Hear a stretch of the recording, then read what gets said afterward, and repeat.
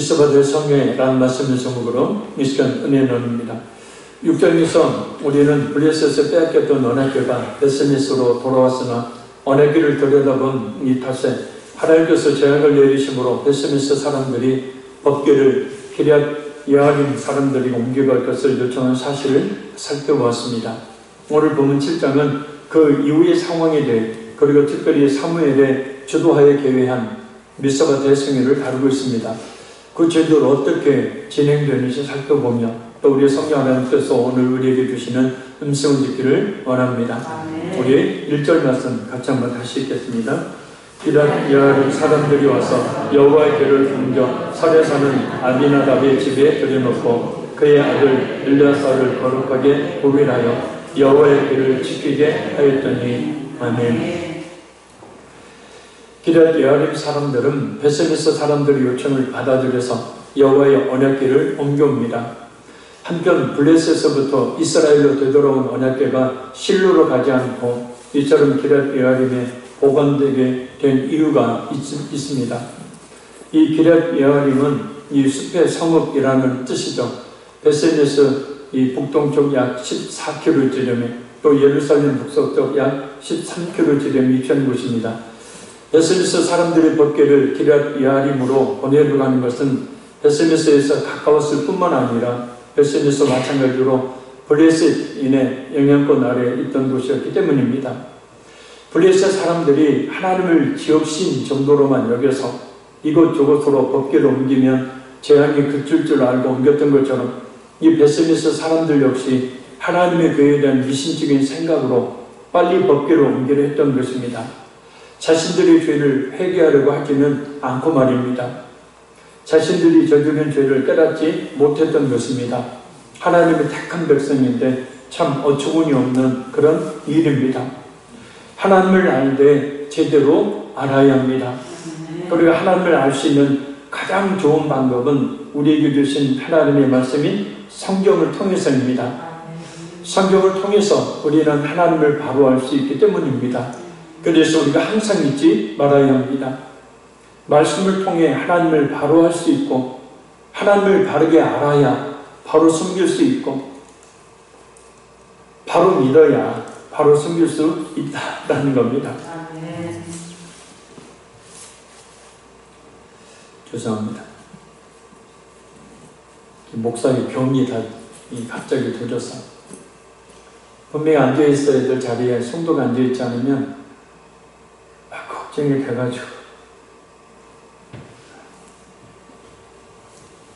여러분 모를 겁니다. 오늘 밤 꿈에 내가 예배 자리에 비우면 목사님이 얼마나 힘든가 하나님이 좀 힘듦을 그냥 밤새도록 느끼게 해주셨으면 좋겠어요. 아닙니다. 그렇게 하면 안 되고 아무튼 막 저만 설교하고 끝내면 좋은데 때로는 그런 생각이 또 사로잡힐 때가 있어요.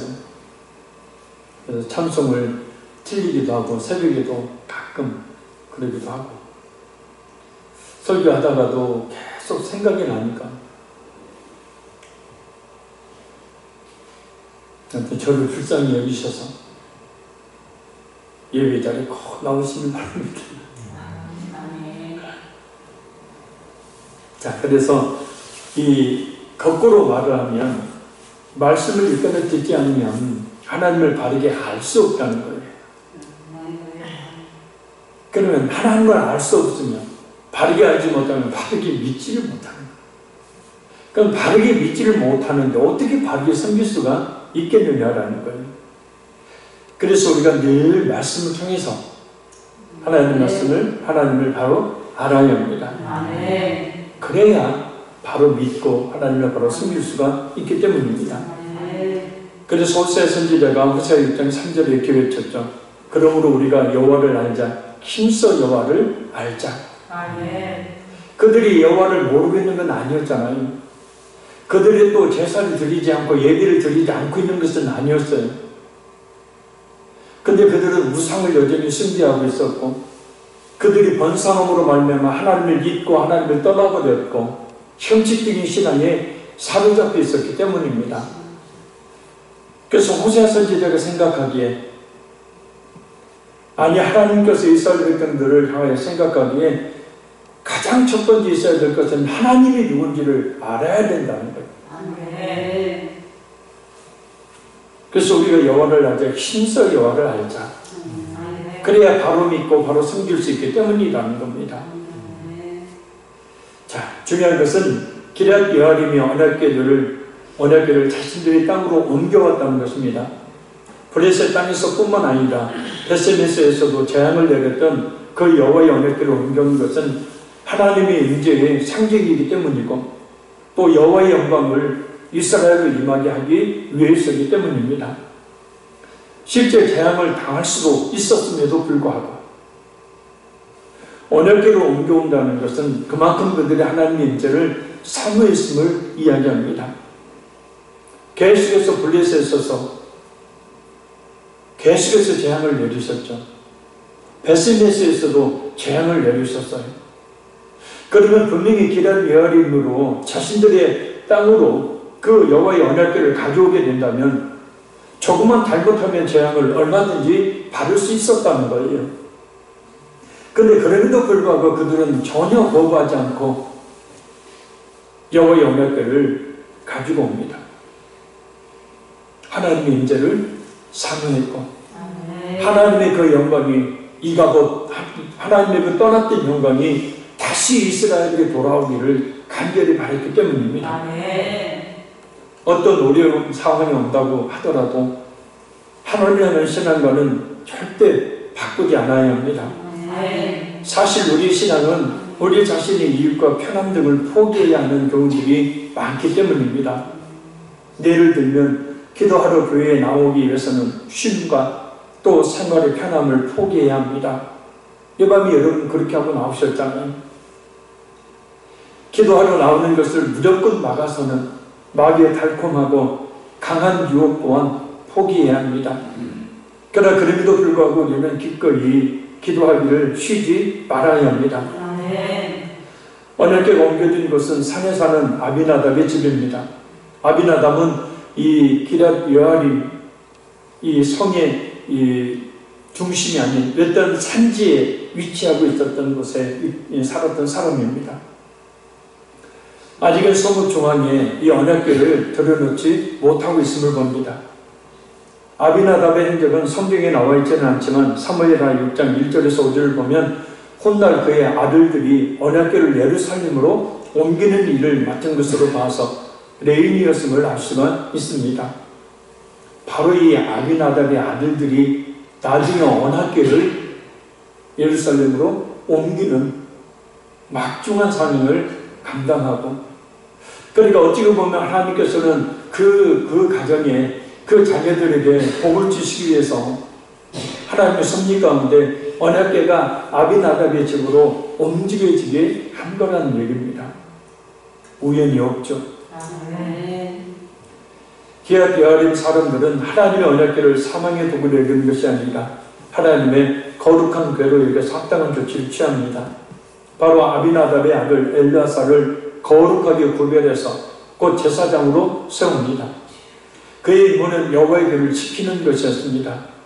여호와의 궤를 잘 보관해서 블레셋과 베스메스와 같은 재앙이 임하지 않도록 하는 겁니다. 엘리야사는 그 임무를 잘 수행합니다.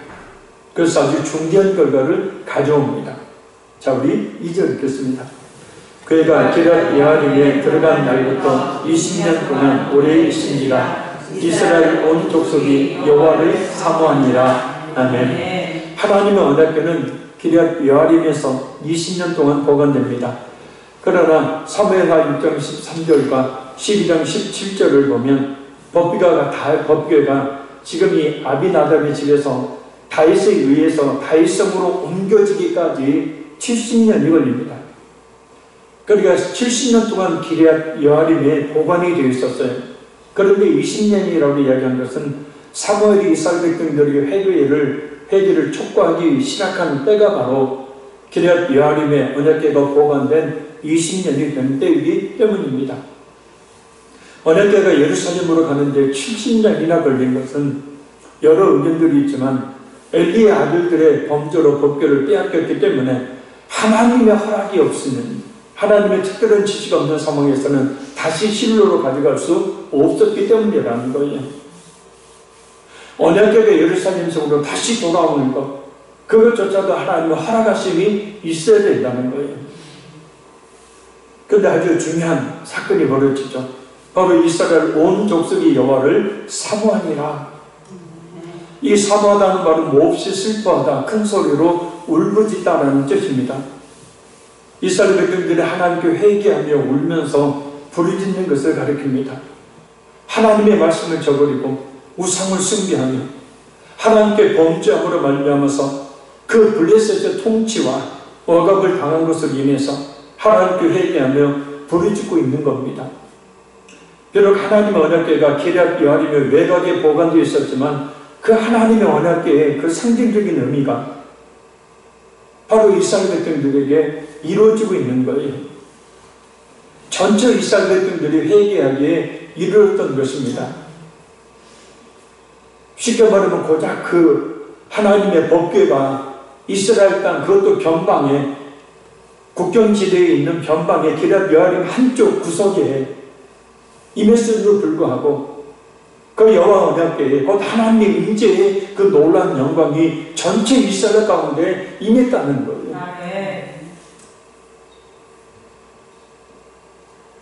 우리 마음에, 우리 화평의 교회 가운데 선배 하나님의 충만한 임재가 늘 있기를 간절히 소원합니다. 하나님의 임재가 없으면 우리는 사실상 영적으로 죽은 목숨입니다. 육적으로는 잘 먹고 잘 살는지 몰라도 영적으로는 죽은 목숨이에요. 따라서 오직 하나님의 임재 가운데 있는 일을 위해서 우리는 모든 불편함과 불이익과 소리를 기꺼이 감내해야 합니다. 그리고 성령 충만을 구해야 합니다. 성령 가는 하나님께서 충만하게 우리의 신령에, 우리 가정에, 우리 교회 가운데 임하여 주시기를 바랍니다. 왜냐하면 구하면 주신다고 약속하셨기 때문입니다. 기억하십시오. 영적으로 완전히 죽었던 이스라엘 백성들이 하나님의 언약궤가 저 견두리에 있음에도 불구하고 그들의 영들이 살아서 회개하고 하나님을 찾는 놀라운 역사, 돌이킴 역사가 일어나고 있다는 것을 말입니다. 그래서 하나님의 임재가 얼마나 우리에게 중요한지 몰라요. 이 시간에도 성령 하나님께서 충만하게 우리 모두 가운데 임재해 주시기를 바랍니다. 우리 3절 읽겠습니다. 사무엘이 이스라엘 온 족속에게 말하여 이르되 만일 너희가 아스바롯을 너희 중에서 제거하고 너희 마음을 여호와께로 향하여 틀려요?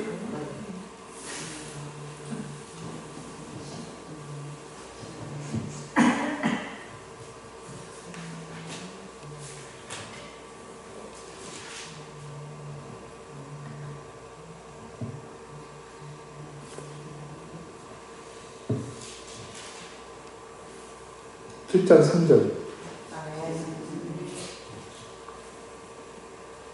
같이 읽으시죠. 사무엘이 이스라엘 온 족속에게 말하여 이르되 만일 너희가 진심으로 여호와께 돌아오려거든 이방 신들과 아스바롯을 너희 중에서 제거하고 너희 마음을 여호와께로 향하여 그 말을 섬기라. 그러면 너희를 블레셋 사람 손에서 건져내시리라. 아멘. 제가 옮겼을 때 중간 좀 뺐는 거. 사무엘은 12살 때부터 성소에서 공식적인 봉사의 직무를 수행해 왔었습니다. 이제 20년의 세월이 흘러 때가 되면 모든 이스라엘 백성들 앞에 서서 정치적, 종교적 지도자로서의 활동을 시작합니다. 사무엘이 전체 이스라엘 백성들 앞에서 행한 첫 번째 공식적인 사역은 이스라엘 백성들로 하여금 하나님 앞에서 회개하고 신앙을 회복하는 종교개혁에 불길을 당기는 일이었습니다. 그래서 너희 마음을 여호와께로 향하여 라고 외칩니다. 여기서 너희 마음은 너희 마음의 뿌리까지 완전히 라는 뜻이에요.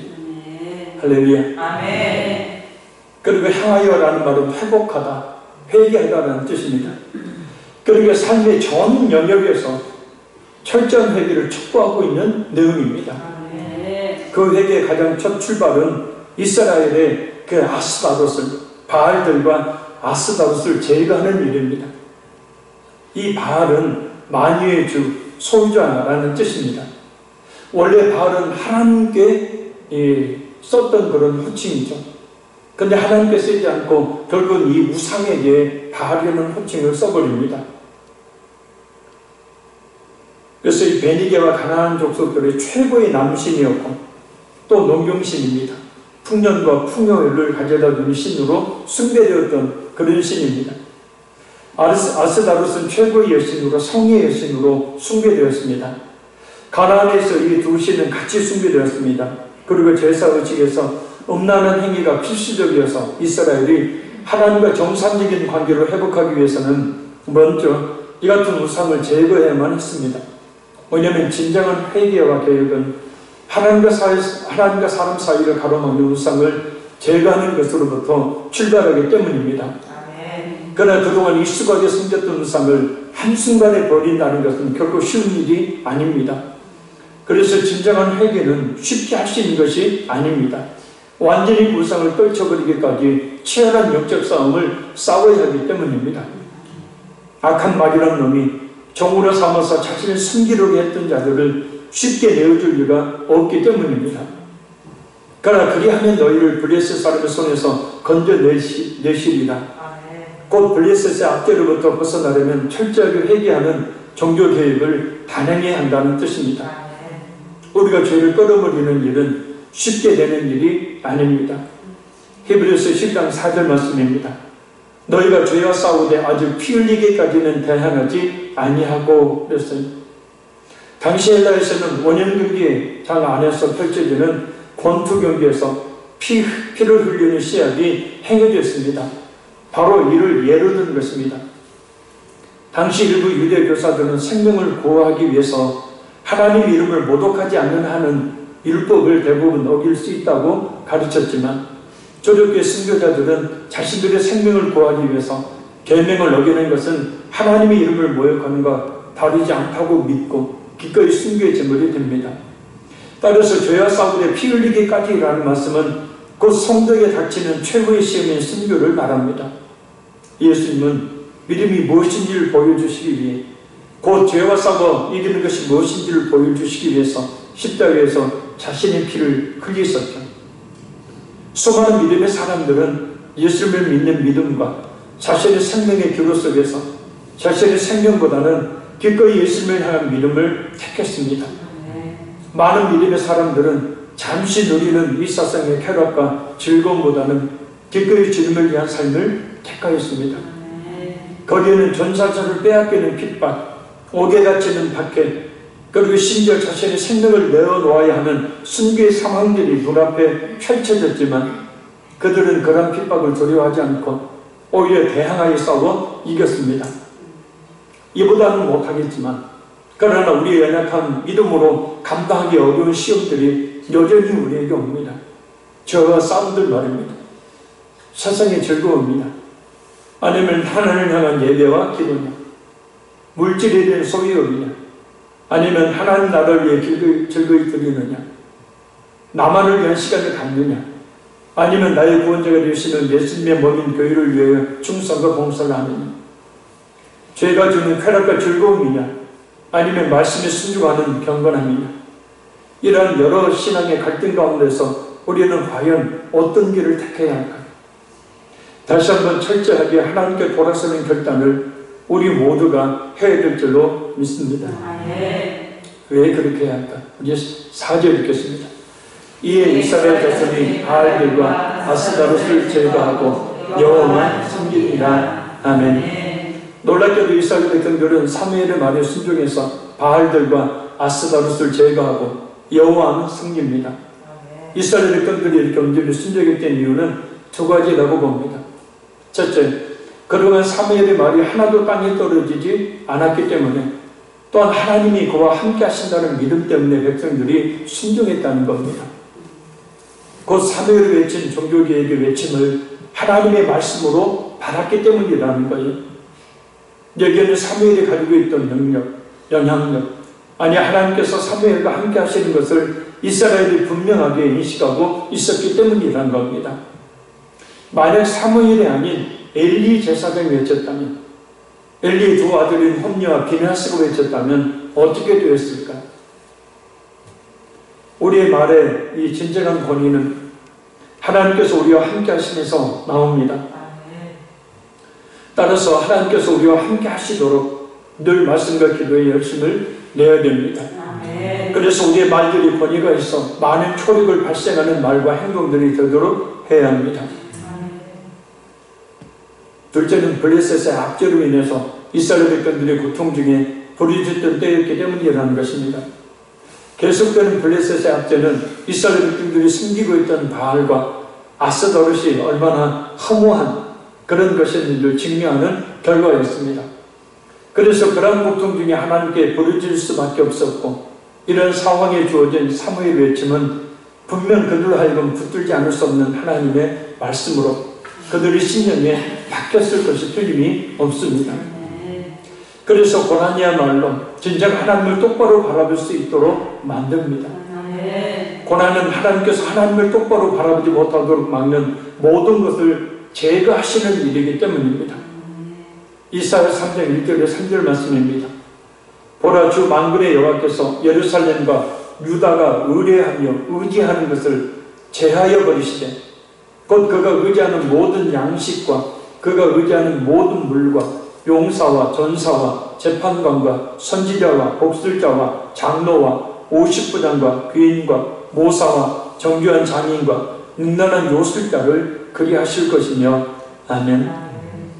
그러니까 하나님께서는 이스라엘을 심판하실 때 바로 그들이 의뢰하며 의지했던 모든 것들을, 물질, 사람, 모든 그런 군사력 이용했던 것들을 다 제거해 버리신다는 뜻이에요. 성도가 의지하고 의뢰했던 것들이 눈앞에서 사라지는 순간, 그 의지했던 것들이 자신에게 아무런 도움과 힘이 되지 않음을 장감하게 될 때 인간은 비로소 하나님을 바라보기 때문입니다. 바로 그때 성도가 해야 될 일은 오직 하나님입니다. 하나님께로 돌이키는 것, 철저하게 회개하는 것. 일대 우리의 신앙의 대계획을 시작해야 합니다. 그것이 회복의 길이고, 그것이 치유의 길이고, 그것이 살 길입니다. 지금 이 시대에 정말 주님의 음성을 모두가 들려들 줄로 믿습니다. 자, 그리고 사무엘이 뭐라고 외칩니까? 우리 오디오 읽겠습니다. 사무엘이 이르되 온 이스라엘은 미스바로 모이라. 내가 너희를 위하여 여호와께 기도하리라. 아멘. 미스바는 망대라는 뜻입니다. 이 말은 미스바가 해발 780m의 고지에 위치하고 있음을 배경으로 하고 있습니다. 그런데 사무엘이 이곳을 이스라엘 백성들이 모이는 곳으로 택한 이유는 이곳이 비교적 이스라엘의 중앙부에 위치한 곳이어서 전국에서부터 백성들이 모이기에 용이한 곳이었기 때문입니다. 이렇게 모든 이스라엘 백성들을 모이도록 한 이유는 이스라엘 백성들 전체가 저지르고 있는 죄악이 어떤 것인지 철저하게 모두 다 깨달아 알아야 했기 때문이고, 또한 이스라엘 전체가 회개에 돌이켜야 하나님께서 블레셋의 압제로부터 구원해 주실 것이기 때문입니다. 한마디로 전체 일대 대협을 이루어야 진정 하나님의 백성으로서 지위를 회복하며 진정 거룩한 하나님의 백성이 되기 때문이 미스바로 모이게 한 겁니다. 이스라엘을 미스바로 모이게 명령한 사무엘은 내가 너희를 위하여 여호와께 기도하리라 라고 말합니다. 이스라엘의 종교적 정치적 지도자로서 이스라엘의 모든 짐을 지고 하나님께 대표하여 기도하겠다는 뜻입니다. 예레미야 15장 1절 말씀입니다. 여호와께서 내게 이르시되 모세와 사무엘이 내 앞에 섰다 할지라도 내 마음은 이 백성을 향할 수 없나니 그들을 내 앞에서 쫓아내보내라. 아멘. 모세는 이스라엘을 구원하기 위해 자기 이름이 생명책에 지워지는 저주도 감당하겠노라고 그렇게 하나님께 중보 기도함으로 말미암아서 이스라엘을 구원했고, 우리가 잘 알다시피 사무엘은 이스라엘 백성들을 위해서 기도하기를 쉬는 것을 죄로 여길 정도로 이스라엘 백성들을 위해서 중보하여 기도했기 때문입니다. 우리 디모데전서 2장 1절 2절 말씀을 한번 찾습니다. 디모데전서 2장 1절 2절 말씀입니다. 거기에 성경을 찾아서 펴두시길 바랍니다.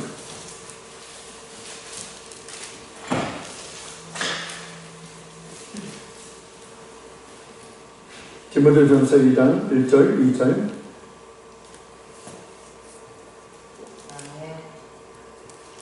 우리 같이 읽습니다. 그러므로 내가 첫째로 권하노니 모든 사람을 위하여 간구와 기도와 보고와 감사를 하되 임금들과 높은 지위에 있는 모든 사람을 위하여 하라. 이는 우리가 모든 경건한 단정함으로 고유하고 평안한 생활을 하려 함이라. 아멘. 첫째로 라는 말은 중요성에 있어서 최우선적이라는 의미입니다. 바울 사도가 디모데에게 말한 가장 중요하고 최우선적인 것은 바로 기도하라는 겁니다. 기도는 우리 성도에게 있어서 가장 중요한 일이고 또한 가장 최우선적으로 해야 될 일이기 때문입니다. 특히 모든 사람을 위하여 라는 의미는 기도의 대상을 일컫는 말입니다. 모든 종류의 죄인들과 성도들을 포함하는 범인류적인 것을 말합니다. 성도가 기도해서는 안 될 사람은 이 세상에 아무도 없다라는 말이 있습니다. 그럼 어떻게 기도해야 될까? 간구와 기도와 보고와 감사를 해야 합니다. 분명히 기도의 종류가 있고 우리가 구분을 할 줄 알아야 합니다. 간구는 일정한 요구 조건을 가지고 하나님 앞에 기도하는 것, 한마디로 작전 기도를 말합니다. 그것을 간구라고 합니다. 그래서 급박한 상황에 놓여 있는 개인이나 단체가 특별히 하나님께 호소하는 기도를 할 때 바로 간구라는 표현을 씁니다. 그리고 기도는 성도가 하나님과 교통하며 기원하는 모든 행위를 말합니다. 일반적인 모든 기도를 이야기하죠. 찬양하는 것도, 기도하는 것, 회개하는 것도, 묵상하는 것도 이게 바로 기도에 포함됩니다. 그래서 간구는 기도가 되겠지만 기도는 간구라고 말할 수가 없는 겁니다. 도고는 다른 사람을 위해 기도하는 것을 도고라고 이야기합니다. 중보기도가 아니고 도고라고 이야기합니다. 그리고 감사는 기도의 일종으로 하나님께서 베풀으신 은혜를 생각하며 감사하여 드리는 기도를 말합니다. 자, 간구, 기도, 보고, 감사 분명히 구분을 해서 우리가 기도해야 합니다. 그런 기도는 어떤 사람이 할까? 첫째는 하나님을 알고 하나님을 사랑하는 성도가 합니다. 하나님을 멀리하고 사랑하지 않는 사람은 기도 절대 못합니다. 안 합니다. 둘째, 기도의 위력을 믿는 성도가 합니다. 존 낙스를 대적하던 메리 영은 이렇게 말했습니다. 그의 기도는 스코틀랜드 군대보다 강하다. 피해 여왕으로 불리면서 수많은 기독교인들을 핍박하고 죽였던 이 메리 여왕조차도 기도의 능력을 인정했을 정도입니다. 강력한 기도의 능력이 이 존 낙스에게 나타났기 때문입니다. 셋째는 모든 사람을 사랑하는 자가 합니다. 누구를 보든지 그가 하나님의 형상으로 지음받은 존재임을 알기에 자기를 핍박하는 자들을 위해서도 축복하며 기도한다는 겁니다. 기도의 구체적인 대상들은 먼저 임금들입니다. 당시 로마 왕, 지금의 모든 통치자를 말합니다. 어느 주석가는 당시 로마에 대한 자신의 방화 사건을 자신이 박해하고 있던 기독교인들에게 뒤집어 씌운 네로 황제를 위해서도 기도해야 된다고 이야기합니다. 왜냐? 로마서 10장 14절에 너희를 박해하는 자를 축복하라. 축복하고 저주하지 말라라고 말씀하고 있기 때문입니다. 그리고 높은 지위에 있는 모든 사람은 고관대자, 곧 고위 공직자, 정치인들을 말합니다. 그들이 바르든 바르지 않든 성도와 교회는 기도해야 될 의무를 가지고 있다는 거예요. 이렇게 통치자들, 고위 공직자, 정치인들을 위해서 기도하면 유익이 있게 된다고 합니다. 그것은 우리가 모든 경건과 단정함으로 고유하고 평안한 생활을 하려 합니다. 그러니까 이 말씀을 적용하면 불안한 사회, 불안한 나라, 불안한 가정, 불안한 개인 신성은 경건과 또 단정한 신앙생활을 하기 힘들게 만들기에 기도해야 한다는 뜻이에요. 그래서 결국 다른 사람을 위해 기도하는 것이 아닙니다. 자신을 위해서 기도하라는 거예요. 그 사람들을 위해서 기도하게 되어지면 그 결과는 결국은 자신에게 경건 생활을 할 수 있도록 단정함으로 평안한 생활을 할 수 있도록 만들어주기 때문이라는 거예요. 착각하지 말아야 합니다. 내가 너를 위해서 기도한다? 아니에요. 내가 너를 위해서 기도하는 것 때문에 내가 편안하게 산다.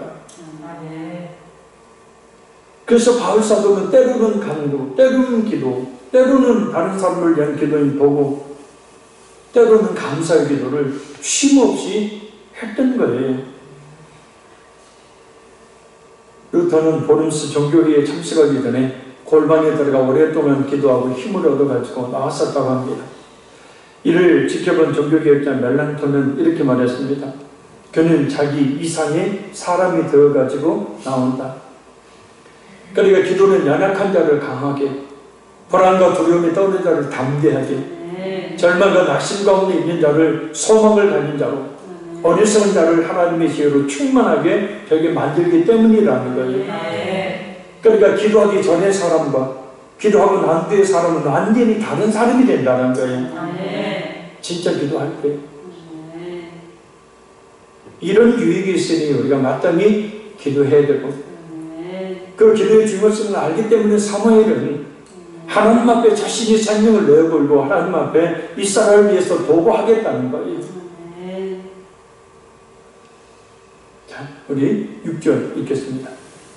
그들이 미스바에 모여 물을 길어 여호와 앞에 붓고 그날 종일 금식하고 거기에서 이르되 우리가 여호와께 범죄하였나이다 하니라. 사무엘이 미스바에서 이스라엘 자손을 다스리니라. 아멘.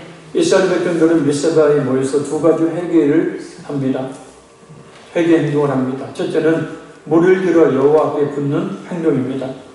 이러한 행동은 자신들의 죄악이 물이 흘러간 같이 흘러가기를 원하는 소망을 상징하는 것이고, 또한 이스라엘 백성들이 자신들의 그 죄를 물과 같이 하나님 앞에 쏟으며 회개하는 것을 이야기합니다.